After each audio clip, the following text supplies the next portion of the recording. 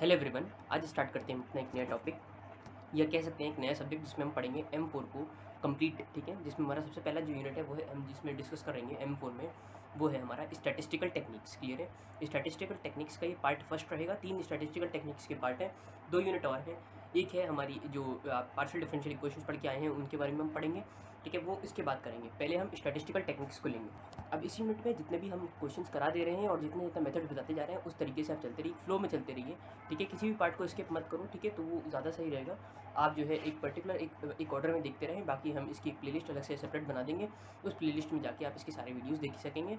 ठीक है, नोट्स आपको डिस्क्रिप्शन में अटैच मिलेंगे। तो स्टार्ट करते हैं। सबसे पहला टॉपिक जो हमारा मैथ 4 में यूनिट नंबर 3 में आता है वो है मोमेंट्स का। और अगर हम बात करते हैं मोमेंट्स की, तो मोमेंट को 3 कैटेगरी में हमने बांटा है। पहला है moment about origin, moment about mean और moment about any arbitrary point. Clear है, मोमेंट अबाउट ओरिजिन ओ को हम न्यू आर से रिप्रेजेंट करते हैं। न्यू आर इस जो सिंबल को हम बोलते हैं वो बोलते हैं new. Similarly we have next moment that is moment about mean को हम एक्स बार से डिनोट करते थे। ठीक है, आपने 11th-12th में पढ़ा होगा। बाकी इसका जो पूरे मोमेंट अबाउट मीन का रिप्रेजेंटेशन होता है उसे न्यू आर से रिप्रेजेंट करते हैं। ये एम यू होता है, ये एन यू होता है। ठीक है, तो इस तरीके से आप याद रखना, mu R and this is mu R. Clear है, और इस मोमेंट अबाउट मीन को हम और क्या बोलते हैं, सेंट्रल मोमेंट बोलते हैं। क्लियर है, similarly we have the moment about an arbitrary point which is A. Any point you can say A, we have supposed it is A. Okay, and so it is represented by mu R dash, also known as raw moment. अब सबसे पहले हम देख लेते हैं moment about mean को।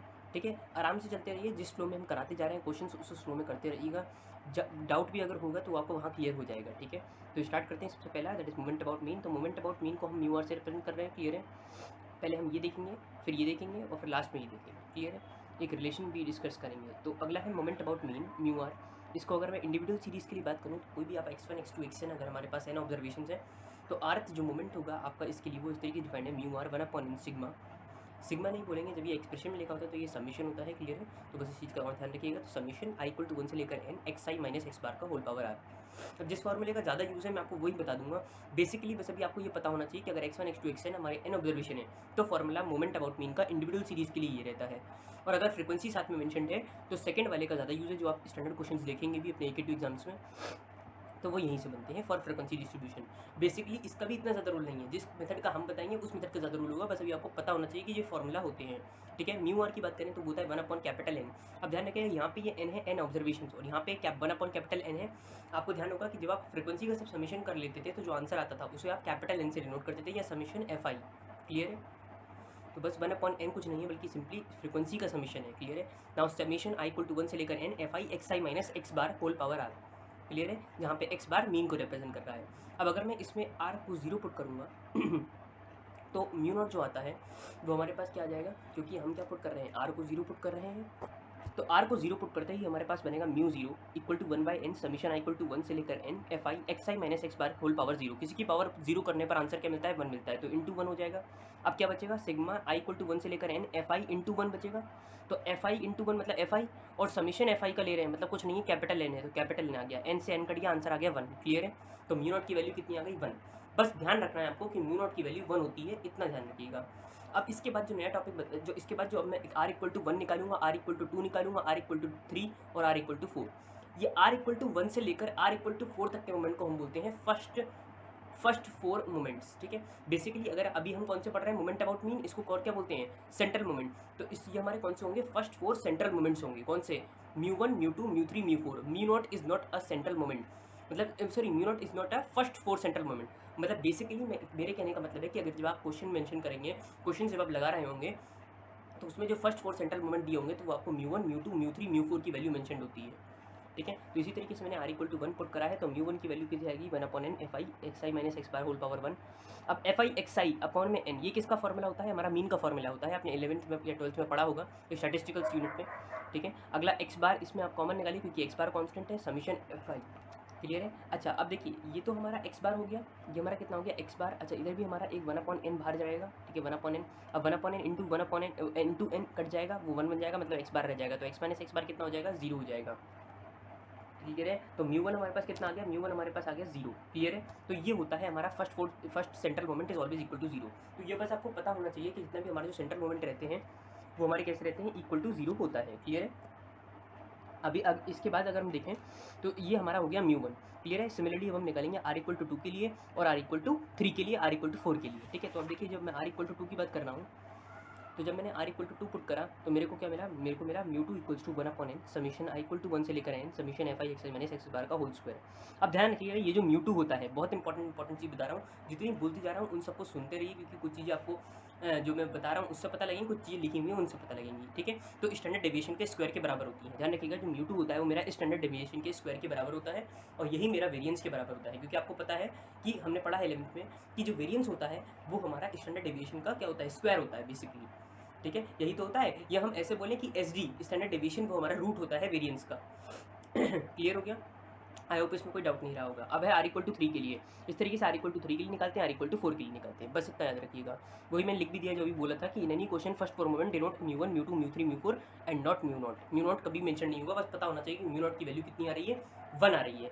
Raw moments में, वो सेंट्रल मोमेंट्स में हमारी जो μ0 की वैल्यू कितनी है, 1 है। क्लियर हो गया। बाकी μ1 μ2 μ3 μ4 हम निकालेंगे। μ2 हमारा स्टैंडर्ड डेविएशन होता है जो वेरिएंस के बराबर हो जाता है, ठीक है। स्टैंडर्ड डेविएशन के स्क्वायर के बराबर होता है μ2 जो वेरिएंस के बराबर होता है, बस इतनी बात और पता होनी चाहिए। बाकी μ1 कितना आता है, 0 आता है। First central moment is always equal to 0। आगे बढ़ते हैं। एक कवर हो गया हमारा, that is moment about mean. अगला है हमारे पास moment about arbitrary point. Arbitrary point हमने ए ले लिया और इसको क्या बोला, रॉ मोमेंट बोल दिया। मतलब मोमेंट अबाउट आर्बिट्री पॉइंट को हम रॉ मोमेंट्स भी बोलते हैं और इसको हम म्यू आर डैश से रिप्रेजेंट करते हैं, क्लियर है। म्यू आर डैश का जनरल जो फॉर्मूला होता है, अगर फ्रीक्वेंसी मेंशनड है तो हम बेसिकली जो ले रहे हैं वो अब इंडिविजुअल सीरीज़ के वाला नहीं देखेंगे, हम सिंपली जो मेन फॉर्मूला है वो देखेंगे, that is for frequency distribution. तो म्यू आर डैश कितना होता है, 1/n summation i=1 n fi xi minus a whole की पावर r, क्लियर है। डिफरेंस क्या है, वहाँ पे xi माइनस x बार हो रहा था, क्लियर है। इसमें xi माइनस a है, a कोई भी एक आर्बिट्री पॉइंट है हमारा, क्लियर है, ठीक है। फर्स्ट अगर हम बात करें तो वही काम करेंगे, पुट r=0 r=1 2 3 4 इस तरीके से, क्लियर है। तो जब r=0 पुट करा तो μ0 dash equal to 1/n summation i=1 से लेकर n, क्लियर है। तो i=1 से लेकर 1 समेशन fi कितना आ जाएगा, capital N upon capital N equal to 1 आ गया, तो μ0 डैश कितना आ गया हमारे पास, 1 आ गया। तो इसमें भी अगर आप देखें जैसे कि हमने μ0 उसमें भी हमारा 1 आया था और इसमें भी हमारा μ0 डैश कैसा आ रहा है, 1 आ रहा है, मतलब दोनों हमारी इक्वल आ रहे हैं, क्लियर है, पहला कंक्लूजन। दूसरा, जब r=1 पुट करेंगे तो ये बनेगा 1/n समेशन i=1 से लेकर n fi xi minus a, clear है। अब fi xi को अलग कर दिया, ये पूरा बन गया क्वांटिटी x बार, और जो अगली वाली quantity 1/n into n cancel हो जाएगा, 1 बचेगा और बचेगा a। ध्यान रखना μ1 डैश जो है वो x बार माइनस a के बराबर आ जाता है। एक ये क्वेश्चन आपको याद रखनी है, क्योंकि इसी क्वेश्चन का भी हम यूज़ करेंगे डिफरेंट न्यूमेरिकल्स को सॉल्व करने में। अब r=2 पुट करेंगे तो हमें r=2 से ये फॉर्मूला मिलेगा, r=3 से ये मिलेगा और r=4 से ये मिलेगा। बेसिकली हम पावर की जगह जो r है, जो हमारा ये r है, इसकी जगह हम पुटिंग तो कर रहे हैं वैल्यू, इसके अलावा तो कुछ भी नहीं करा है, सिंपल है, बाकी कुछ नहीं याद रखना है। जितना हमने अभी आपको बता दिया, जितना बॉक्सेस में इंक्लूड था, जितना बोल दिया वो सब आपको याद रखना है इसमें, क्लियर है। ध्यान रखिएगा कभी भी आपको टेबल दी होगी जिसमें आपके पास जो है क्लास इंटरवल मेंशन होंगे और फ्रीक्वेंसी दी होगी, तो जो हमारा बेसिक जो हम करते हैं वो स्टैंडर्ड डेविएशन से पहले ये निकालेंगे मोमेंट अबाउट आर्बिट्री पॉइंट, इसके बाद हम कोई भी मोमेंट निकालते हैं, और वो सारे मोमेंट निकलते हैं हमारे रिलेशन बिटवीन दीज, जितने भी मोमेंट अभी देख रहे हैं सबके बीच में भी रिलेशन निकालेंगे, उसके बाद निकालेंगे, क्लियर है। मतलब जैसे कि हमें क्या करना होगा, कभी भी हमारे पास क्लास इंटरवल फ्रीक्वेंसी मेंशन होगी तो हम पहले क्या निकालेंगे, रॉ मोमेंट निकालेंगे जो हमने भी पढ़े, और रॉ मोमेंट आराम से आ जाएंगे, ठीक है। रॉ मोमेंट के बाद हम इस्तेमाल करेंगे कुछ रिलेशंस का, वो भी हम आगे देख रहे होंगे इसी वीडियो में। तो उन रिलेशन का इस्तेमाल करके हम क्या निकालेंगे, मोमेंट अबाउट मीन निकालेंगे, मोमेंट अबाउट ओरिजिन निकालेंगे, क्लियर है। अब देखिए तो CI के लिए अगर हमारे पास क्लास इंटरवल मेंशनड है तो म्यू आर डैश के साथ बन जाता है 1/n h की पावर r। h क्या है, जो हमारा इंटरवल होगा। जैसे कि हमारे पास अगर 10 से 20 के बीच में डिफरेंस मेंशनड है तो 10 से 20 डिफरेंस कितना हो गया, 10। 30 से 40 डिफरेंस कितना हो गया, 10। तो ये h की वैल्यू हो जाएगी, क्लियर। समेशन i=1 से लेकर n fi ui की पावर r। अब ये आप जब देखेंगे, अभी जब क्वेश्चन करेंगे तो आपको और समझ में आ जाएगा, बस ये फॉर्मूला ऐसे ही याद रखना, ठीक है। जितने फॉर्मूले अभी आपको क्वेश्चन में दिखेंगे बेसिकली वही ज़्यादा मेन है, उनको ही ज़्यादा आपको याद रखना है, क्लियर है। अब देख लेते हैं हमारे पास जो लास्ट मोमेंट बचा, that is moment about origin. तो अब ये जो मोमेंट अबाउट ओरिजिन आए इसको हमने रिप्रेजेंट करा न्यू आर से, ध्यान रखिएगा, इसको किससे रिप्रेजेंट करा, न्यू आर से, क्लियर है। न्यू आर का बेसिक फॉर्मूला आपको याद रखना है, 1/n समेशन i=1 से लेकर n fi xi की पावर r। बस जितना बोल रहा हूँ उतना ही याद रखना, ठीक है। जैसे कि अब ये फार्मूला है तो ये फार्मूला बस आपको पता होना चाहिए, ठीक है। बेसिकली इतना हम इसका यूज़ नहीं करेंगे, हम करेंगे बेसिकली जो हमारा जो भी मैंने आपको दिखाया क्लास इंटरवल वाला फार्मूला, उस फार्मूले का यूज़ करके हम वो निकालेंगे और एक रिलेशन डेवलप करेंगे, उन रिलेशन से हम इसकी वैल्यू निकाला करेंगे जो हम म्यू आर डैश निकाल रहे होंगे, क्लियर है। बस जो इंपॉर्टेंट पॉइंट है वो ये है कि r=1 पे ये भी हमें 1 देता है, ठीक है। अब ये आप सिंपल सॉल्व करेंगे तो वही बनेगा, क्योंकि एक्स आई की पावर 0 कितना हो जाएगा 1, और 1 इंटू समेशन एफ आई कितना हो जाएगा N capital upon N equal to 1 हो जाएगा कट के। क्लियर है। जब आर इक्वल टू 1 पुट करेंगे तो हमें म्यू 1 कितना मिलेगा एक्स बार। देखिए पुट कर लीजिए कैसे मिला, एफ आई इंटू एक्स आई की पावर 1, तो ये पूरा फॉर्मूला क्या बन जाएगा, F I x I upon में एन, ये कौन सा बन जाएगा, मीन का फॉर्मूला, तो एक्स बार आ गया। क्लियर है। जब आर इक्वल टू 2 पुट करेंगे तो हमें ये मिलेगा, जब आर इक्वल टू 3 पुट करेंगे तो ये मिलेगा, और आर इक्वल टू 4 पे ये मिलेगा। ये अभी आप सोच रहे होंगे मैंने सारी आर इक्वल टू 0 1 2 3 4 क्यों निकाला, क्यों, क्योंकि हमें पता है कि हमें हमेशा जो है जनरली स्टार्टिंग के 4 मोमेंट ही निकालने होते हैं, यही पूछे जाते हैं। क्लियर है। अब देखिए अगला इंपॉर्टेंट टॉपिक जो इसमें आता है that is relation between mu R. अभी तक के थे अभी तक जो हमने डिस्कस करा वो सब सारे फॉर्मूले थे, देखिए जिसके ऊपर बेस्ड आपको क्वेश्चन दिखेंगे। अब ये relation between mu R and mu R dash, ये भी कई बार जो है एग्जाम्स में आता है, मतलब डायरेक्टली पूछ लिया है कि रिलेशन डराइव करें। ठीक है, तो बेसिकली इसको समझ लेते हैं। अब देखिए म्यू आर का फॉर्मूला क्या था, 1/n summation I equal to 1, frequency वाला फॉर्मूला याद रखिए। क्लियर है। अब देखिए अब क्या करा हमने इस पर्टिकुलर इक्वेशन में ए को ऐड करा, सब्ट्रैक्ट करा। कैसे करा देखिए, अब एफ आई एक्स आई के साथ मैंने ए को सब्ट्रैक्ट कर दिया, तो इस एक्स बार के साथ मैं ए को क्या करूँगा, ऐड करूँगा। ठीक है, मैंने ऐड नहीं करा, मैंने बल्कि माइनस का साइन ऐसे कॉमन लेके इस तरीके से एक्स बार माइनस ए लिखा। तो अगर मैं माइनस को खोलूँगा तो क्या बनेगा, माइनस एक्स बार वही रही क्वांटिटी, और माइनस माइनस प्लस हो गया। क्लियर है, समझ में आ गया। मतलब बेसिकली मैंने करा क्या है कि ये एक्स आई माइनस ए जो है वो मेरा कुछ इस तरीके से बिहेव करेगा, एक्स बार प्लस ए, तो ये कट गया, तो इसलिए इसकी कोई वैल्यू नहीं थी भाई। अगर हम ऐड कर रहे हैं किसी क्वांटिटी को तो सब्ट्रैक्ट भी कर रहे हैं, तो बात एक ही हो गई। ठीक है, तो इस तरीके से लिख सकते हैं होल पावर आर। अब देखिए समेशन एफ, अब मैंने क्या करा है, अब मैंने आई इक्वल टू 1 इक्वल जो एन आई इक्वल टू 1 से लेकर एन जो लिख रहा था वो हटा दिया है। ठीक है, उसकी भी जरूरत नहीं है, सिंपली हम इसको समझते हैं। तो F of x minus A minus of mu 1 dash whole power R, ये किसका फॉर्मूला था, म्यू 1 डैश का था। अभी पीछे बैकवर्ड अगर आप करके देखोगे वीडियो को तो उसमें हमने म्यू 1 डैश का फॉर्मूला निकाला था। क्लियर है। आगे बढ़ते हैं, तो 1/n equal to summation F. अब देखो अब इसको हमने लगा दिया कौन सा फॉर्मूला, बायनॉमियल थ्योरम वाले फॉर्मूलेज लगा दिए। तो अब यहाँ पे एक्सप्लेन कर दिया हमने इसको, ये क्या बनेगा हमारा x minus A minus N C 1। ठीक है, पहले क्या बनेगा आर सी 0, इस तरीके से बनता। क्लियर है, तो यहाँ से एक्स माइनस ए आ जाएगा minus R C 1 X minus A whole power R minus 1 mu 1 dash, similarly R C 2 आ जाएगा X minus A R minus 2 whole power R minus 2 mu 1 dash का होल स्क्वायर। इस तरीके से चलते रहेंगे, और लास्ट में जो क्वांटिटी बनेगी वो बनेगी माइनस 1 की power R mu 1 dash whole power R. Clear है। अब यहाँ से अगर मैं म्यू आर निकालूंगा तो म्यू आर क्या आ जाएगा भाई, देखो ये वाली quantity f of x i minus a, ये क्या है, ये हमारा कौन सा मोमेंट है, सेंट्रल मोमेंट है। तो सेंट्रल मोमेंट को हम किससे रिप्रेजेंट कर रहे थे, म्यू आर डैश से, तो ये बन गया म्यू आर डैश। ये कितना बन जाएगा, अब ये X minus A whole power R minus 1 है, तो क्या हो जाएगा म्यू डैश आर माइनस 1, तो mu dash R minus 1 R C 1 वैसे ही रहा, म्यू 1 डैश भी वैसे ही रहा, R C 2 mu dash R minus 2 mu 1 dash. इस तरीके से सबके फॉर्मूले हमारे जो है वो बन जाएंगे। क्लियर है, ये आ गई हमारी रिलेशन म्यू आर और म्यू आर डैश के बीच में। क्लियर है, तो अगर हमारे पास म्यू आर डैश होगा तो हम म्यू आर निकाल लेंगे। क्लियर है, आगे बढ़ते हैं। तो सबसे पहला हमारे पास इसमें आता है पुट आर इक्वल टू 1। हमने वही करा काम जैसे कर रहे थे, तो आर इक्वल टू 1 जब पुट करेंगे तो म्यू 1 कैसा आना चाहिए, 0 आना चाहिए, तो देखिए वही आ जाएगा इसमें भी। तो म्यू 1 जो हमारे पास आएगा बेसिकली, अब हमने क्या करा था, हमने देखो यहाँ पे ये ध्यान रखना कि ये जो है हमने इधर मल्टीप्लाई करके जो फॉर्मूले बने हैं वो हमने इधर लिख दिए हैं। तो एक्स माइनस ए जो है वो हमारे पास क्या है, f of x minus a, f of x i minus a किसका फॉर्मूला था, ये हमारा था मोमेंट अबाउट आर्बिट्री पॉइंट, जिसको हम रॉ मोमेंट बोल रहे थे, तो म्यू आर डैश आ गया था। क्लियर है, तो जब आर इक्वल टू 1 रखेंगे तो म्यू वन डैश ये हो जाएगा म्यू 1 डैश। अब यहाँ पे क्या आ जाएगा 1 सी 1 होता है 1 म्यू डैश आर माइनस 1, ये कितना आ जाएगा 0 आ जाएगा, यहाँ पे कितना आ जाएगा 0 आ जाएगा 0, और म्यू डैश 0 आपको पता है 1 होता है, यहाँ कितना आ जाएगा म्यू 1 डैश, तो म्यू 1 डैश आ गया। अब म्यू 1 डैश से म्यू 1 डैश कट गया 0 आ गया, आगे बढ़ेगा नहीं क्योंकि 1 में से 2 थोड़ी होगा कॉम्बिनेशन सिलेक्ट, भाई कॉमन सेंस वाली बात है, तो आगे थोड़ी बढ़ाएंगे, जितना मैक्सिमम पावर रही वो 1 इक्वल टू 1। ठीक है, अगर आपको नहीं पता तब के लिए बता रहा हूँ, वैसे तो ये कॉमन सेंस है। ठीक है, अब म्यू 1 हमारे पास कितना आ गया 0 आ गया। क्लियर है, आगे बढ़ते हैं। अब जब r इक्वल टू 2 पुट करेंगे तो हमारे पास क्या मिलेगा, म्यू 2 मिलेगा, उसी इक्वेशन में पुट करा है तो म्यू 2 डैश मिलेगा minus 2 mu 1 dash whole square plus 2 mu 1 dash square. जब आप इसको खोलेंगे तो यही इक्वेशन मिलेगी। अब यहाँ पे माइनस प्लस कितना हो जाएगा, माइनस हो जाएगा, तो minus of mu 1 dash whole square आ जाएगा। क्लियर है, म्यू 2 का फॉर्मूला बन गया ये। अब जितने भी ये मैंने ब्रैकेट्स में इनक्लोज कर दिया ना, ये जो मैंने ये स्क्वायर रेक्टेंगुलर बॉक्सेस में इनक्लोज कर दिए हैं, इनको आपको याद कर लेना है बिल्कुल आराम से। ठीक है, बिल्कुल आराम से इसको 10 से 15 मिनट लगाइए, चाहे आपको इससे ज़्यादा टाइम लगे, लेकिन इन इक्वेशन को याद कर लीजिए क्योंकि इनका बहुत ज़्यादा काम है। क्लियर है, अब म्यू 3 देखिए, म्यू 3 कैसे निकलेगा, म्यू 3 में भी वही करेंगे, पुट आर इक्वल टू 3 करेंगे तो म्यू 3 मिलेगा minus 3 C 1 mu 2 dash mu 1 dash plus 3 C 2 mu 1 dash whole square minus 3 C 3 mu nought dash mu 1 dash whole cube. Clear है, जो आप उसमें पुट करेंगे यही मिलेगा। अब इसको सॉल्व कर लीजिए, इसको सॉल्व करने के बाद जो आप क्वेश्चन आएगी होगी mu 3 equals to mu 3 dash minus 3 mu 2 dash mu 1 dash plus 2 mu 1 dash whole cube. Clear है, यही काम आप म्यू 4 के साथ भी करेंगे तो आपको ये आपके पास इक्वेशन आ जाएगी। क्लियर है। अभी हमने निकाली म्यू आर और म्यू आर डैश के बीच में रिलेशन, अब निकालेंगे म्यू आर और म्यू आर के बीच में। तो मतलब क्या होगा, अगर म्यू आर डैश दिया हुआ है तो म्यू आर निकाल लेंगे, और अगर म्यू आर दिया हुआ है तो न्यू आर निकाल लेंगे। क्लियर है, बस वही है। तो न्यू आर आप कैसे निकालेंगे, तो 1/n समीशन एफ एक्स की पावर आर, ये इसका फॉर्मूला होता है, बेसिक फार्मूला। अब इसी को आगे बढ़ते हैं। तो अभी हमारा आ गया क्या, एफ समीशन एफ एक्स की पावर आर को वही करा मैंने, सब्ट्रैक्ट करा ए को और ए को ऐड कर दिया, यहाँ पे फॉर्मूला लगा दिया तो हमारे पास ये पूरी इक्वेशन बन गई। इसको खोल दिया तो हमारे पास ये बन गया। ध्यान ही रखना है कि मैंने ए को इसमें एक्स बार से रिप्लेस कर दिया, और ये जो म्यू आर डैश है वो हमारा म्यू आर की तरह एक्ट करेगा। क्लियर है। तो हमारे पास म्यू आर का जो फॉर्मूला बना वो बन गया mu R plus are C one mu dash mu are minus one, क्योंकि म्यू डैश को हमने किससे रिप्लेस करा है, म्यू आर से। क्लियर है। तो हमारे क्या आ जाएगा, mu are minus one x bar plus are c two mu are minus two x bar का whole square plus dot dot dot till r c r x bar की power are हो जाएगा, क्योंकि ए को क्या लिखेंगे, एक्स बार लिखेंगे। Clear है।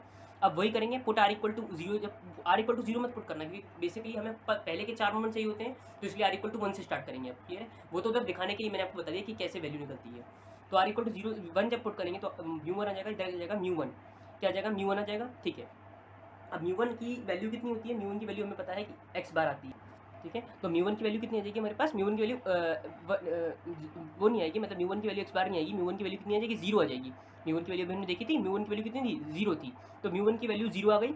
इधर देखो 1c1 1 हो गया, म्यू डैश 1 माइनस 1 जीरो, तो म्यू जीरो की वैल्यू कितनी होती है, 1 होती है इंटू एक्स बार, तो ये बच गया एक्स बार, तो यहाँ से आ गया न्यू वन। सिमिलरली आप म्यू टू भी निकालेंगे इसमें पुट करके फॉर्मूलेस को, ये वैल्यू आ जाएगी, यही आपकी म्यू थ्री की वैल्यू आ गई, ये आपकी म्यू फोर की वैल्यू आ गई।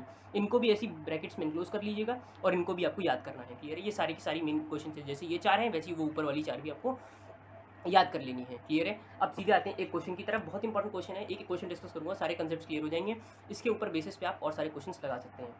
रेफरेंस बुक्स में आप अगर आपको कोई बुक्स को रेफरेंस में लेना है तो आप एन वाली को रेफर कर सकते हैं। ठीक है, वो भी हमारी M4 के लिए आती है। क्लियर है, जिसमें आप स्टैटिस्टिकल टेक्निक्स अगर आप 1 खोल के देखेंगे तो उसमें आपको ये चैप्टर जो है वो मिल जाएगा। अब देखिए किस तरीके से क्वेश्चन को करेंगे। तो सबसे पहले कैलकुलेट करना है आपको पहले के 4 मोमेंट ऑफ मीन। ठीक है, मोमेंट आपको निकालने किसके अबाउट, मीन के अबाउट, और मीन के अबाउट क्या होते हैं, mu zero mu one mu two mu three mu four. Clear है। तो कैसे निकालेंगे, मैंने आपको बताया, पहले आपको म्यू डैश निकालना पड़ेगा, उससे आप म्यू आर निकालेंगे, और एक बार म्यू आर आ गया तो आप न्यू आर भी निकालेंगे। क्लियर है। तो अब देखिए मार्क्स दिया हुआ है, तो मैंने मार्क्स एक कॉलम बनाया, एक नंबर ऑफ स्टूडेंट का कॉलम बनाया, ये कुछ नहीं है कि सिंपली एक फ्रीक्वेंसी हो गई। क्लियर है। तो मार्क्स है, नंबर ऑफ स्टूडेंट है, क्लास इंटरवल वाला अब फॉर्मूला लगेगा, जो मैंने आपको बताया था कि म्यू आर डैश का फॉर्मूला क्या लगता है क्लास इंटरवल के लिए, एच की पावर आर अपॉन में एन समीशन एफ यू की पावर आर, यही बताया था फॉर्मूला, बस अब इसी पे चलेंगे। अब इसके लिए पहले इसका मिड पॉइंट निकालना पड़ेगा, दैट इज एक्स। एक्स कैसे निकलेगा, 10 minus zero divide by two, 10 minus zero divide by two की तो सिंपल है, अगर आपको नहीं पता भूल गए हैं तो अभी आप सिंपली याद रखिए कि अगर एक्स निकालना है मिडिल पॉइंट निकालेंगे आप इसका, तो 10 minus zero divide by two कर देंगे तो कितना आ जाएगा, 10 divide by two that is 5, 20 minus 10 that is 10। Basically mid value निकालनी होती है, तो 10 और 20 के बीच में मिड वैल्यू 15 हो गई, 20 और 30 के बीच में 25 हो गई। क्लियर है। इस तरीके से नहीं पता तो 30 माइनस 20 कर लो, 10 डिवाइड बाय, बेसिकली मतलब हम क्या कर रहे हैं यहाँ पे, हम क्या कर रहे हैं, इसकी मिड वैल्यू निकालनी है, तो 30 माइनस 20 डिवाइड बाई टू करेंगे कितना आ जाएगा, 5 आ जाएगा भाई, 5 ही तो आएगा, 10 बाई टू 5, लेकिन वो हम 20 में ऐड करेंगे क्योंकि इसकी मिड वैल्यू चाहिए। सिमिलरली यही 10 में भी ऐड होगा, 20 माइनस 10 डिवाइड बाई टू, जो आंसर आया उसको 10 में ऐड कर दिया तो 15 आ गया। बेसिकली मिड वैल्यू निकालने हैं, इतना ध्यान रखिएगा। नंबर ऑफ स्टूडेंट्स आ गए। क्लियर है। अब यहाँ पे हम स्टेप डिवीजन मेथड से निकालते हैं फॉर्मूलेस को, क्योंकि ये एफ यू जो आता है, ये हमारा यू जो है वो जो हमारा वो स्टेप डिवीजन मेथड को फॉलो कर रहा है। क्लियर है। स्टेप डिवीजन स्टैंडर्ड डिवीजन में कंफ्यूज मत रहना, स्टैंडर्ड डिवीजन अलग है, स्टेप डिवीजन अलग मेथड है। तो u equal to X minus 25 divide by 10। अब ये u का फॉर्मूला होता है x माइनस ए बाई 10। अब ए कोई भी एक यहाँ पे वैल्यू चूज़ कर लीजिए, मान लीजिए आपने कोई भी मिडिल पॉइंट चूज़ कर लिया, 25 मैंने चूज़ कर लिया, आप किसी को भी चूज़ कर सकते हैं, तो हमने 25 को चूज़ कर लिया। ठीक है, तो x minus A divide by 10 कर दिया। क्लियर है। ये कितना जाएगा हमारे पास माइनस, अब ये देखो x की वैल्यू कितनी है हमारे पास 5, x की वैल्यू कितनी है हमारे पास 5, minus 25, 25 minus 25 minus 20 divide by 10 minus 2। Similarly 15 minus 25 that is minus 1, oh sorry that is 10 divided by 10 minus 10 divided by 10 that is minus 1। Clear है। इस तरीके से ट्रेंड मिल जाएगा, तो -2 -1 0 1 2। क्लियर है। आगे बढ़ते हैं। जब एफ यू निकालेंगे तो ध्यान रखना पहले एफ इंटू यू करेंगे, तो F into you -20 40 into 0 0 20 into 1 20 10 into 2 20। अब एफ यू का स्क्वायर, ध्यान रखना पहले यू का स्क्वायर कर लेना। अगर आपकी कैलकुलेशन स्लो है तो इस कैलकुलेशन को फास्ट बनाइए, प्रैक्टिस करिएगा। ठीक है। और कैलकुलेटर का एक अच्छी तरीके से यूज़ करना आना चाहिए। ठीक है। अब यहाँ तो सिंपल वैल्यू है तो आपने कर लिया, कई बार फ्रैक्शंस में होती है तो आपको कैलकुलेटर से करना पड़ेगा। तो -2 का स्क्वायर 4, तो 4 इंटू 10 40। इस तरीके से आप सबकी वैल्यू निकाल लेंगे। अब एफ यू क्यूब ध्यान नहीं रखना है, सिर्फ यू के ऊपर स्क्वायर है, एफ के ऊपर स्क्वायर नहीं है। क्लियर है।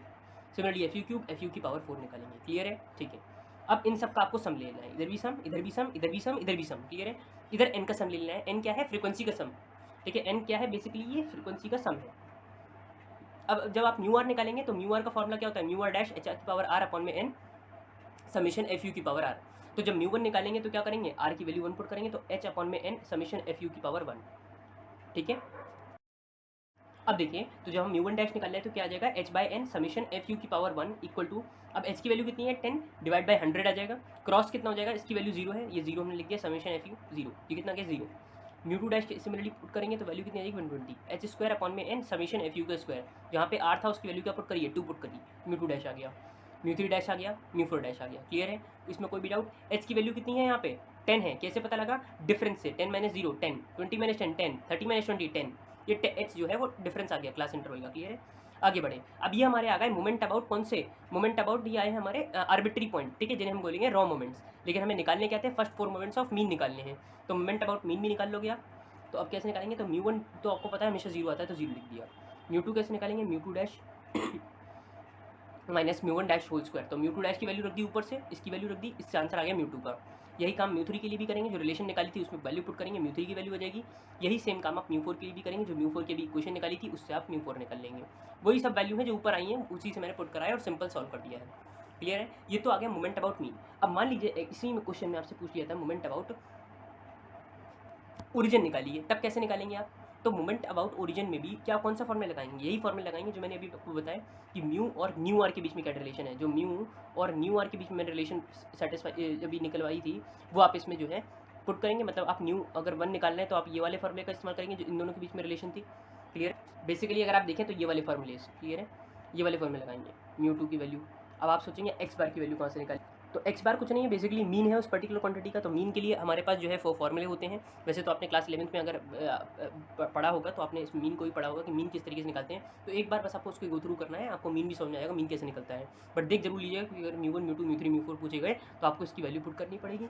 क्लियर है, तो इसको आप एक बार पढ़ लीजिएगा। बेसिकली 11th का पार्ट है जिसमें आपको मीन कैसे निकालते हैं, मेजर ऑफ सेंट्रल टेंडेंसी में आता है ये mean median mode.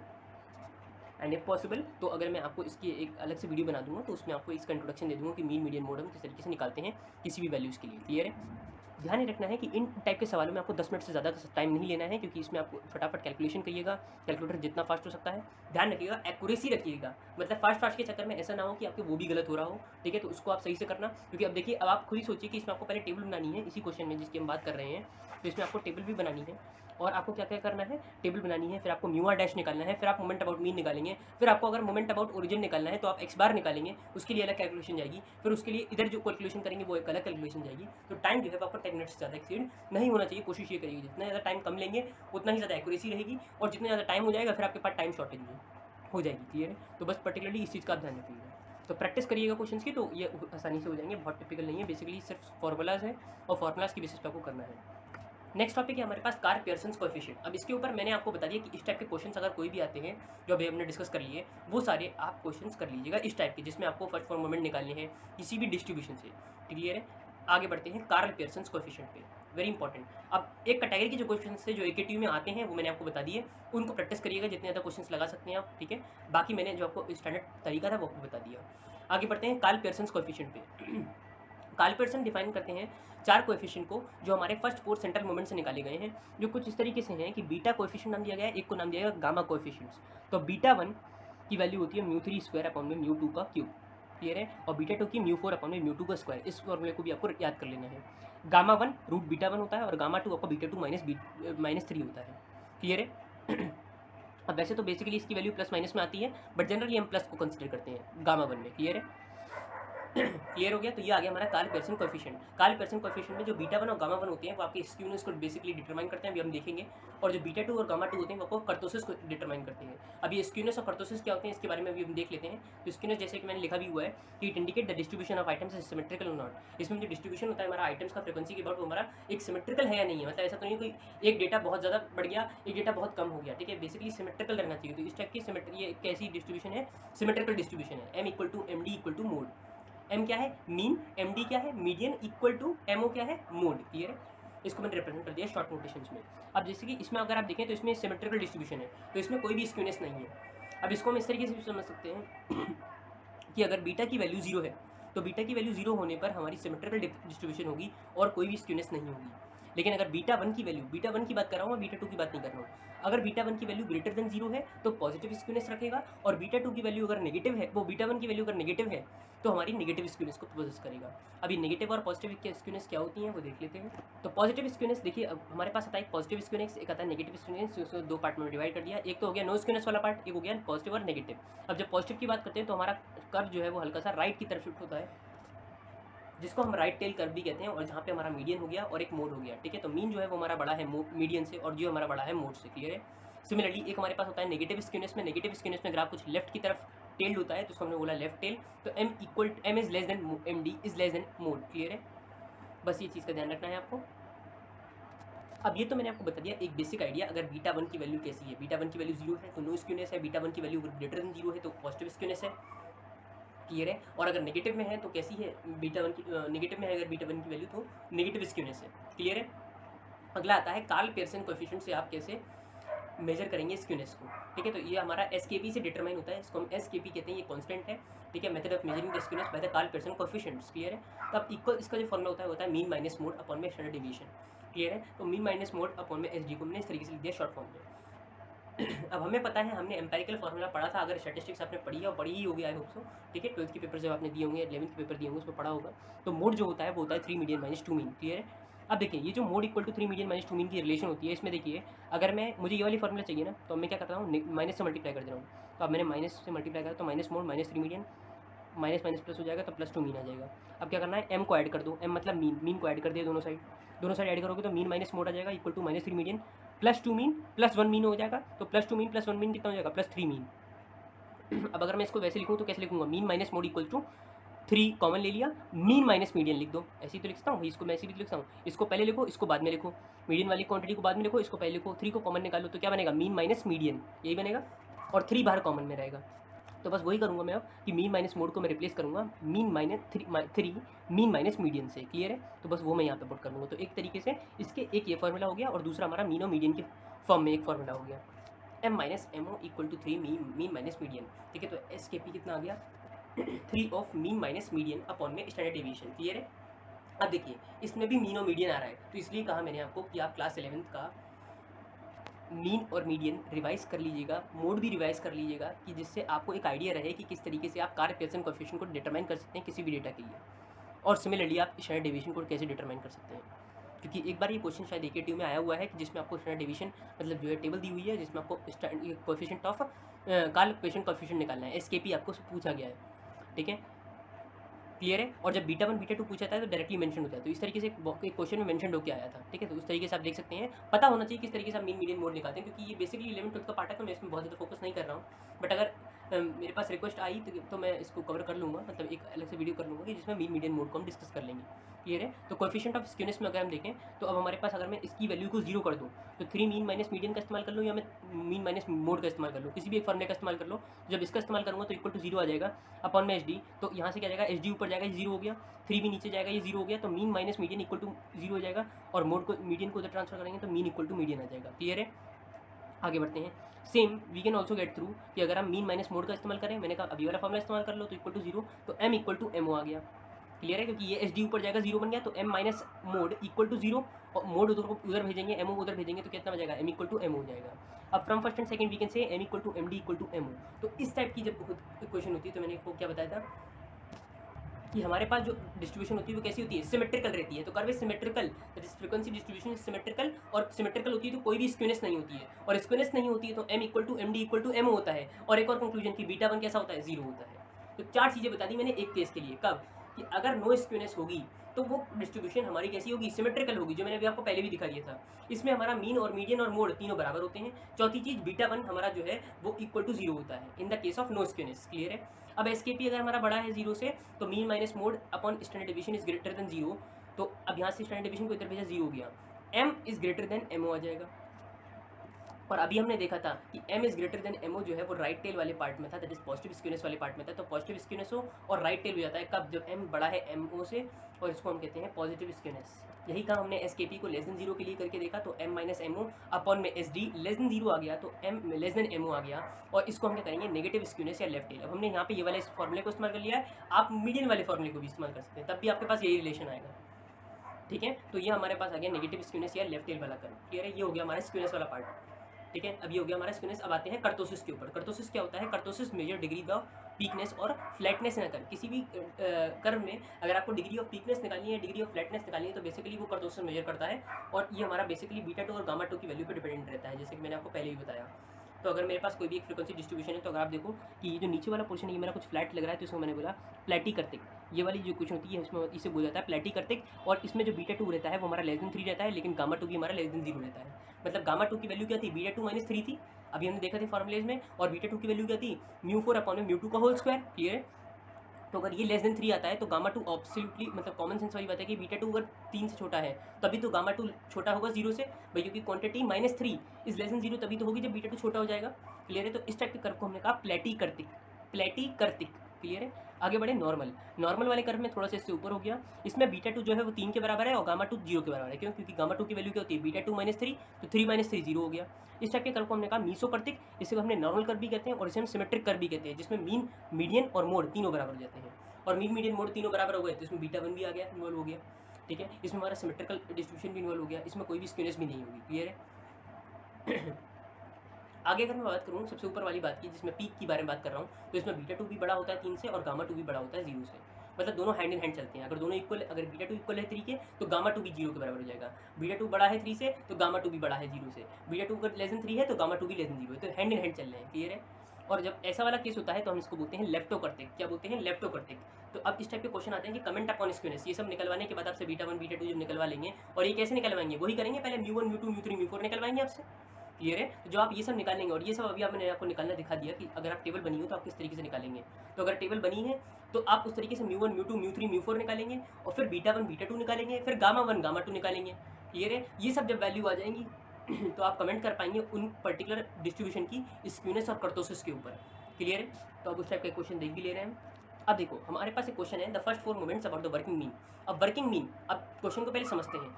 The first 4 moments about the working mean 28.5 of a distribution are 0.294, 7.144, 42.209 and 454.98।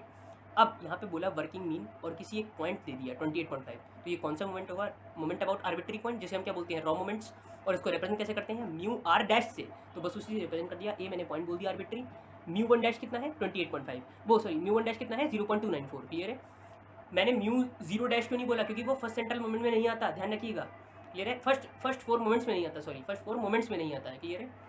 First 4 moment 1 से चालू होते हैं, 4 तक चलते हैं। तो म्यू 1 डैश आ गया 0.294, म्यू 2 डैश। अब यहाँ पे आपको डायरेक्टली दिया हुआ है, नहीं तो आपको टेबल दी होती, टेबल से फिर आप ये निकालते ये निकालते स्टेप डिवीजन मेथड को फॉलो करके, जहाँ पे यू की वैल्यू x माइनस ए अपॉन में एच से कर दे, क्लियर है। और फिर आप पूरी सॉल्व करते हैं, तब आपके पास ये वैल्यू आती, ठीक है। तो यहाँ पे आपका थोड़ा सा प्रोसेस कम हो गया, तो आपको ये दिया हुआ है, आप directly mu 1 mu 2 mu 3 mu 4 निकाल पाएंगे। इन फॉर्मुलेस का इस्तेमाल करके सारी वैल्यू मेंशन है आप उससे निकलवा लेंगे, ठीक है। आप सिंपली आपको वैल्यू पुट करनी है, आप ये निकाल देंगे, बिल्कुल सिंपल है। चेक कर लीजिएगा किस तरीके से निकला हुआ है, पीडीएफ में आप नोट्स देख लेंगे तो वहाँ से आइडिया लग जाएगा किस तरीके से मैंने ये करा हुआ है। ये वैल्यूज आ गई।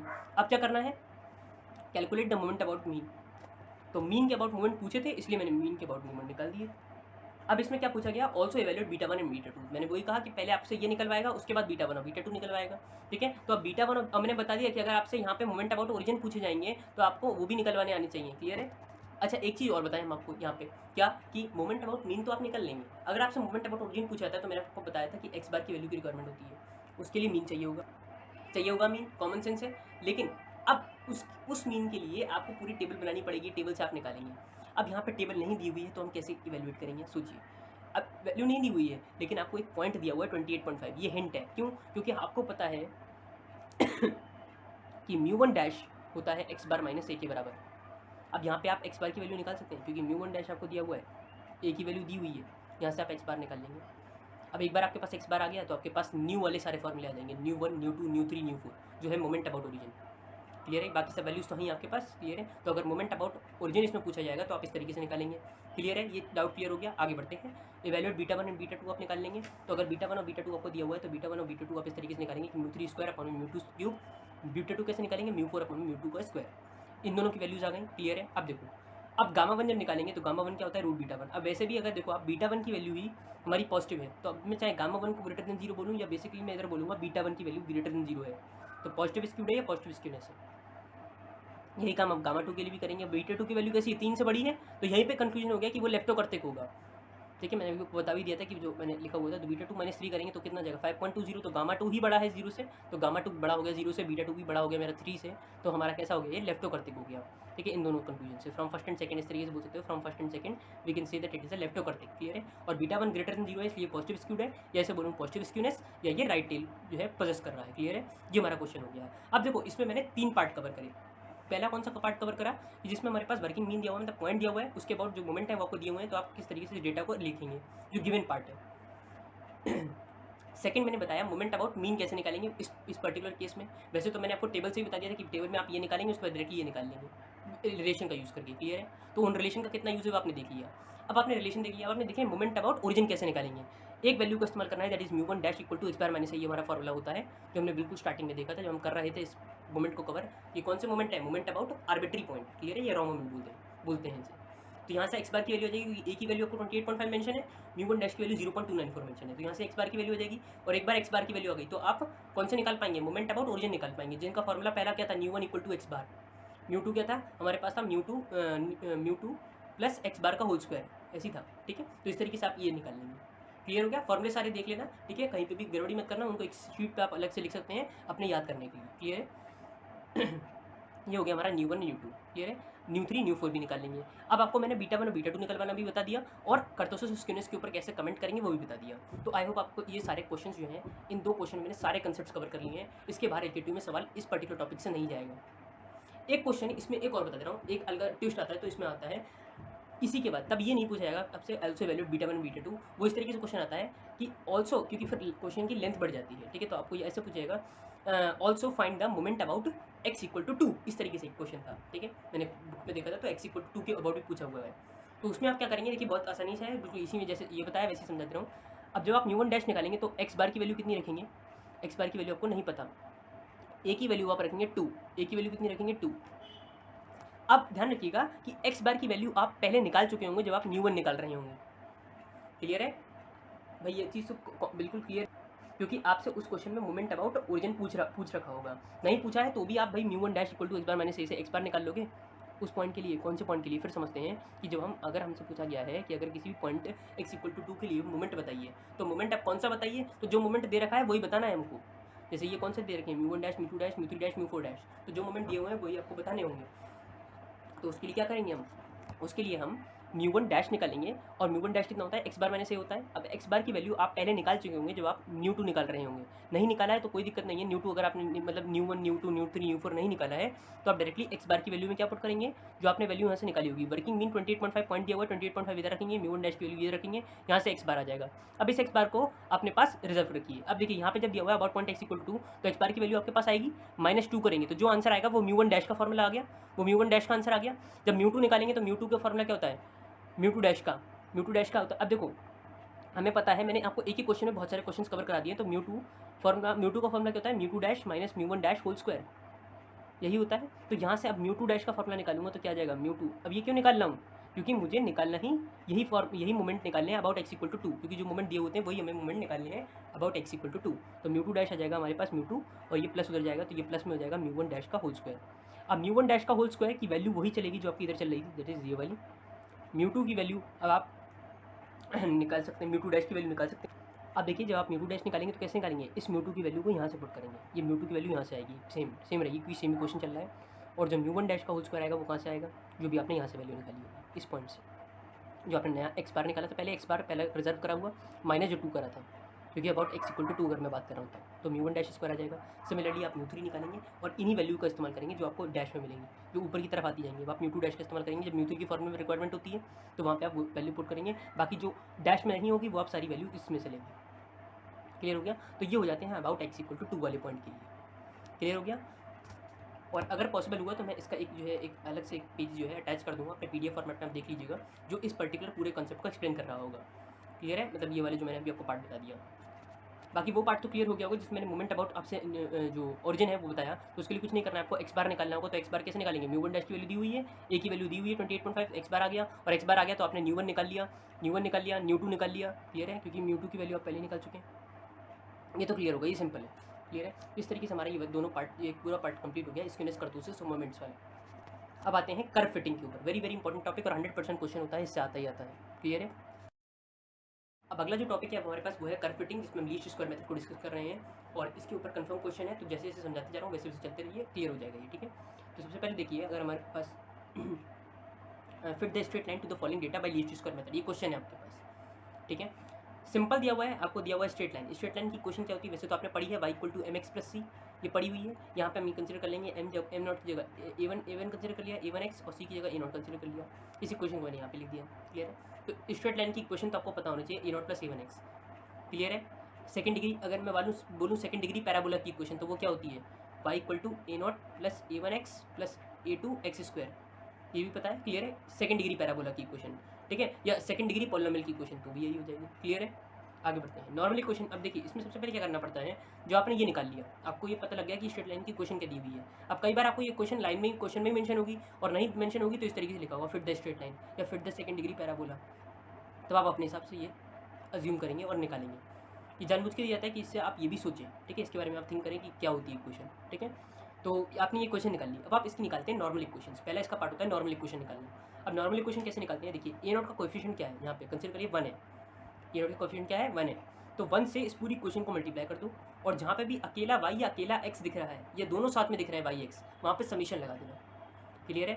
तो क्या होगा जब आप 1 से मल्टीप्लाई करेंगे तो 1 डॉट y आ जाएगा, अब y अकेला आ गया तो समीशन लगा देना, समीशन लग गया। 1 डॉट ए नॉट छोड़ दो क्योंकि यहाँ पे x और y नहीं है, आगे बढ़ें।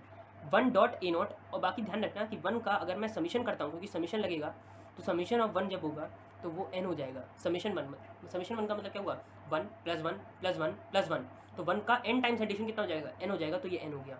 और n कुछ नहीं है बल्कि बेसिकली कितनी नंबर ऑफ ऑब्जर्वेशन है आपके पास, तो इसमें कितनी ऑब्जर्वेशन है 1 2 3 4 5, 5 ऑब्जर्वेशन है, तो n की वैल्यू 5 हो जाएगी, क्लियर है। आगे बढ़ते हैं a1। अब आपने क्या करा था, 1 से पूरी क्वेश्चन को मल्टीप्लाई करा तो a1 इंटू 1 डॉट एक्स हो जाएगा, 1 डॉट एक्स हो जाएगा, x से अकेला तो समीशन x लग गया। इसी तरीके से अगली इक्वेशन जब निकालेंगे, दो इक्वेशन निकलेंगी, जितने इसमें वेरिएबल्स होंगे उतने ही इक्वेशंस निकलेंगी। जैसे कि इसमें आपके पास 3 वेरिएबल्स हैं तो 3 इक्वेशन निकलेंगी सॉल्व करने के लिए। ये तो पता है ना कि अगर इक्वेशन सॉल्व करनी है तो अगर आपको जितने अननोन वेरिएबल होंगे उतनी इक्वेशन की जरूरत होगी, ठीक है। मैट्रिक्स में भी ये तो यही करते थे, 3 वेरिएबल होते थे, 3 वेरिएबल निकालने हैं तो आपको मैट्रिक्स की 3 इक्वेशन चाहिए होती थी, ठीक है। अब आगे बढ़े, अब a1 का कोएफिशिएंट देखा, a1 का कोएफिशिएंट क्या है x, तो x से इसका मल्टीप्लाई करा तो समीशन xy आ गया, ठीक है, या वाई एक्स लिख दो, बात की है इक्वल टू अब ए नॉट इंटू समीशन एक्स, क्योंकि एक्स इधर मल्टीप्लाई होगा तो समीशन एक्स आ जाएगा, तो समीशन एक्स लिख दिया, plus a1 into x square हो जाएगा और समीशन एक्स स्क्वायर लिख दिया, क्लियर है। नॉर्मल इक्वेशन समझ में आ गई, ठीक है। अब इन इक्वेशन को सॉल्व करना है, तो आपके पास x की वैल्यू है, y की वैल्यू है, आपको निकालनी किसकी है, समीशन y की, तो ये तो यहाँ से ऐड करके आ जाएगी पूरी। अब n की वैल्यू 5 मैंने बता दिया कैसे आई। अब समीशन x, इस सबका x का समीशन कर लोगे, क्लियर है। समीशन वाई एक्स निकालना है, तो पहले हम क्या करेंगे, इन दोनों का मल्टीप्लाई करते हैं, तो एक्स वाई का मल्टीप्लाई करते हैं, 0 इंटू 1 0, 1 पॉइंट इंटू 1.8, ठीक है। ये सब आप कैलकुलेटर से कैलकुलेट कर लेना। एक्स स्क्वायर की वैल्यू चाहिए, एक्स स्क्वायर की वैल्यू कैलकुलेट कर ली, इन सब का समीशन ले लिया और इस इक्वेशन में फिट कर दिया। तो समीशन वाई की वैल्यू पे क्या फिट करेंगे, 16.9 इक्वल टू 5 ए नॉट, 5 क्यों आया, क्योंकि n ऑब्जर्वेशन है, 5 ऑब्जर्वेशन है, तो 5 a naught plus a1 into summation x 10 a1 into 10, clear है। नेक्स्ट बनेगी sigma y x that is summation y x that is 47.1 equal to a naught, summation x की value कितनी है हमारे पास 10, a naught into 10 plus a1 into summation x square 30। इन दोनों क्वेश्चन को सॉल्व कर लीजिए। सॉल्व करना आता होगा आई होप सो, और नहीं आता तो देखिए बहुत सिंपल है सॉल्व करना, किस तरीके से करते हैं हम इसको। तो हमारे पास मान लीजिए कैलकुलेटर है, ठीक है, तो हम सबसे पहले मोड का बटन 3 बार प्रेस कर दे रहे हैं, इक्वेशन आ गया। अब आप इसमें दबाएंगे 1, ठीक है, 1 प्रेस करेंगे, अब देखिए मैंने 1 प्रेस कर दिया, और कितने अननोन है हमारे पास, 2 अननोन है, तो हमें 2 अननोन कैसे पता लगेगा, क्योंकि ए नॉट और a1 की वैल्यू अननोन है हमारे पास, क्लियर है। अब देखिए, अब a1 की वैल्यू कुछ नहीं है बल्कि बेसिकली आपको अब इसी फॉर्मेट में डालना है वैल्यूज़ को, तो 5 डालेंगे, फिर 10 डालेंगे, फिर 16.9 डालेंगे, फिर इसी तरीके से इसमें भी पहले ए नॉट की वैल्यू डालेंगे 10 30 47.1। तो एग्जाम में गलती से ऐसे मत कर देना कि ए नॉट के साथ आपने 5 डाल दिया, लेकिन अपने अगली इक्वेशन जब आप डालोगे तो आप 30 को पहले डाल दो, ठीक है, इसी ऑर्डर में चलना। अब इसमें डालेंगे तो सबसे पहले क्या है हमारे पास 5 और 10, तो अब पहले डाला 5, फिर इस इक्वल टू साइन दबाया, फिर 10 डाला, ठीक है, फिर इक्वल टू का साइन दबाया, फिर C1 में 16.9 डाल दिया, तो 16.9 आ गया।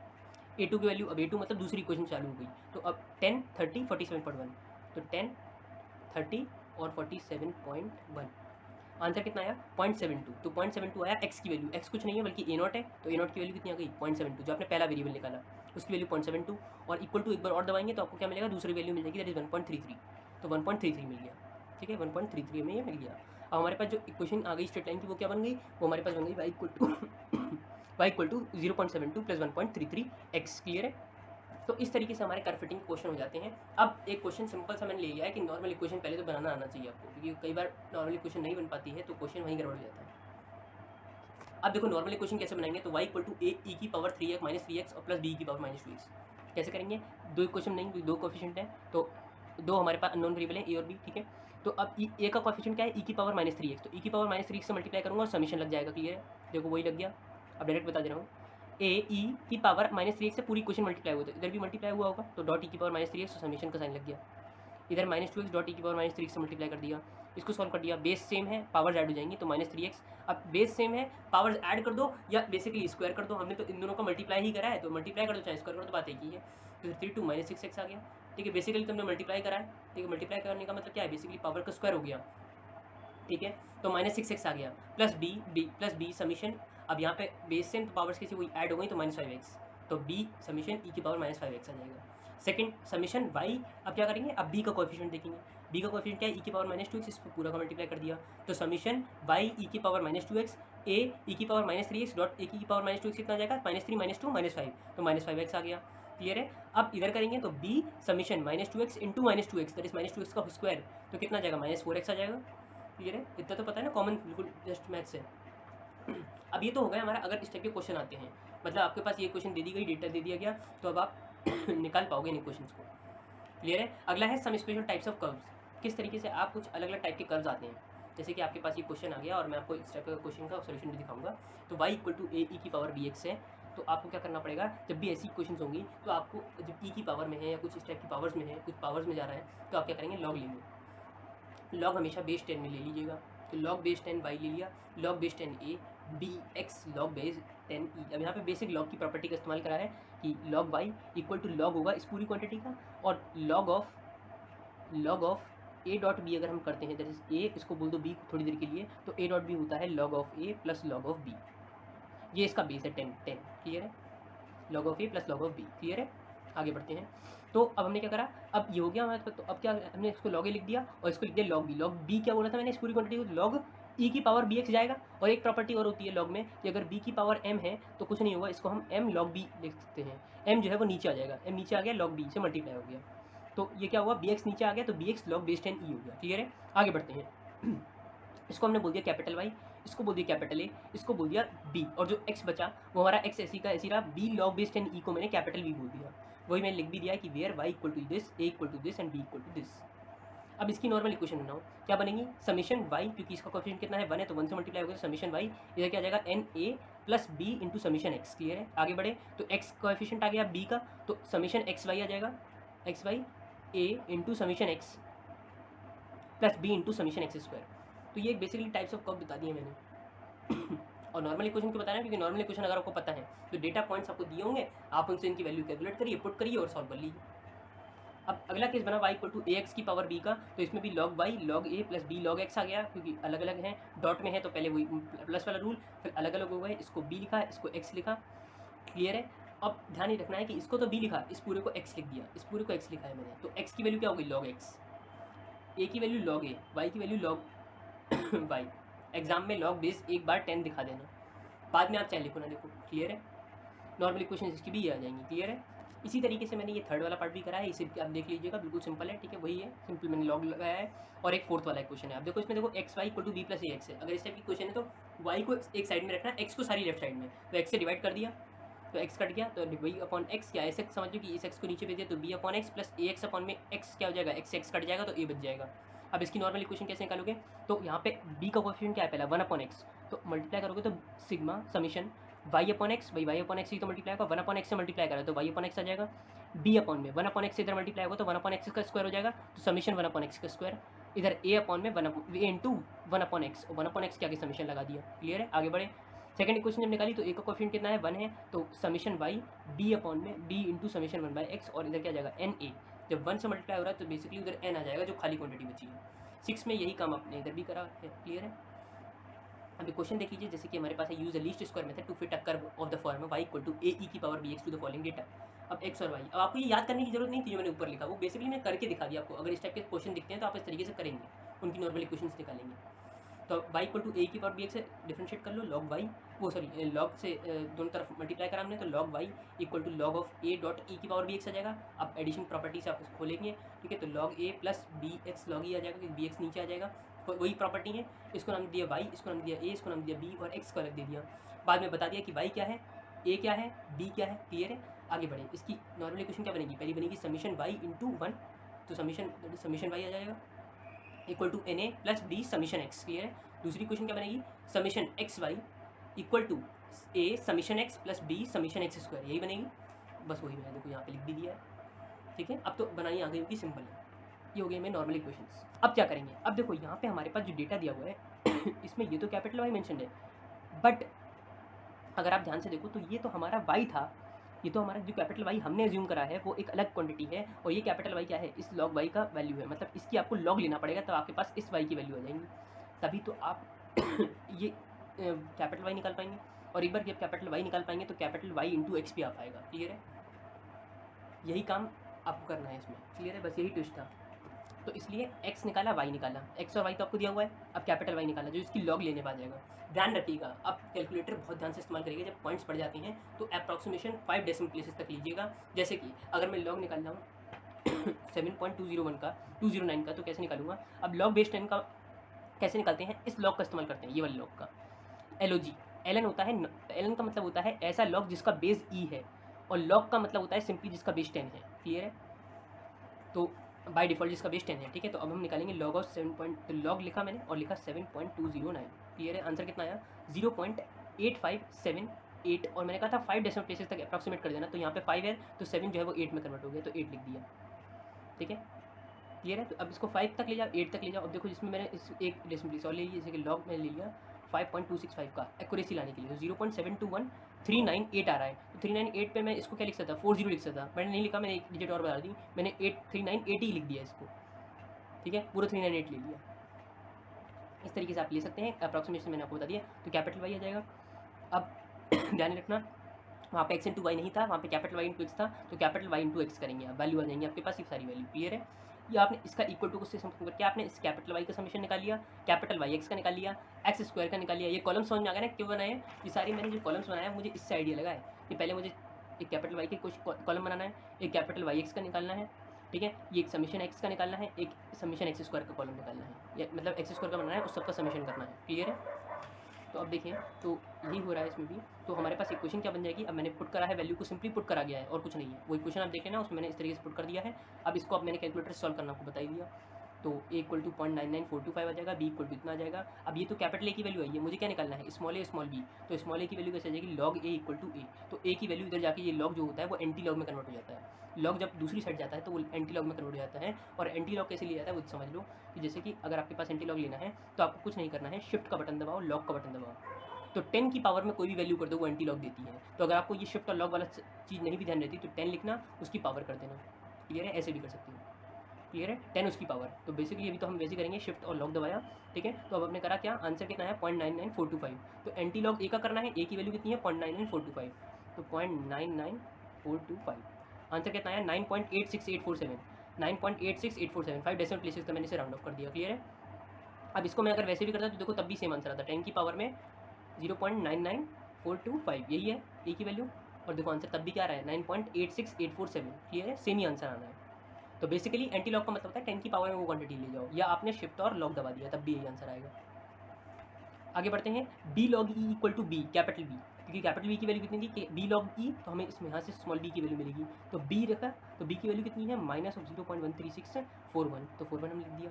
अब डिवाइड करेंगे लॉग ई से, तो डिवाइड करा, अब लॉग ई से डिवाइड करेंगे तो कैसे करेंगे, पहले लिखेंगे लॉग, और ई कैसे लगाएंगे, अल्फा का साइन दबाया, अल्फा दबाया, और यहाँ से ये एल के ऊपर जो स्मॉल ई आपको रेड में दिखा मिलेगा तो एल दबाएंगे आप। ठीक है, ये 991 MS कैलकुलेटर है, यहाँ से आ गया -0.31409। क्लियर है? अब इसको मैं राउंड ऑफ करके 10 भी लिख सकता हूँ, क्योंकि यहाँ पे 5 है। ठीक है, तो बात एक ही है, कोई दिक्कत नहीं है, आपको समझ में आना चाहिए। तो अब यहाँ से जो अब हमारे पास जो इक्वेशन दी हुई थी वो हमने निकालनी है, that is y equal to a की पावर बी एक्स दिया हुआ था, यही इक्वेशन दी हुई थी। तो ए की वैल्यू यहाँ पे पुट कर दी, ई की वैसी लिखी, और बी की वैल्यू हमने ये पुट कर दी, और एक्स की वैल्यू पुट कर दी, तो ये हमारा कर्व जो है वो फिट हो गया इस इक्वेशन में। क्लियर हो गया? तो इस टाइप से हमने जो है बहुत सारे आज इंपॉर्टेंट टॉपिक सीख लिए, जैसे कि मोमेंट क्वेश्चंस किस तरीके से निकाले जाएंगे, और जो मैंने बताया था कि जिस टाइप के क्वेश्चंस जो मैं आपको दे दूंगा, जो एक क्वेश्चन था अबाउट x इक्वल टू वाला, ठीक है, वो भी आपको एक तरीके बता दूंगा कि उसमें वैसे बता तो दिया था मैंने पूरा प्रोसेस, बट अगर कन्फ्यूजन है तो आप उसको अगर देखेंगे वो इसी में लगा होगा पेज अटैच, तो वो क्लियर हो जाएगा। ठीक है, बाकी हमने इसमें कर्टोसिस देखा, मूवमेंट देखे, स्क्यूनेस देखा और कर्व फिटिंग को देख लिया using the least square method. ठीक है, तो आई होप आपको ये पूरा सेशन क्लियर हो गया होगा। इसमें कोई भी डाउट रहा हो तो कमेंट सेक्शन में आप हमसे पूछ सकते हैं। आज के लिए इसमें इतना ही रखते हैं। Thanks for watching, have a nice day.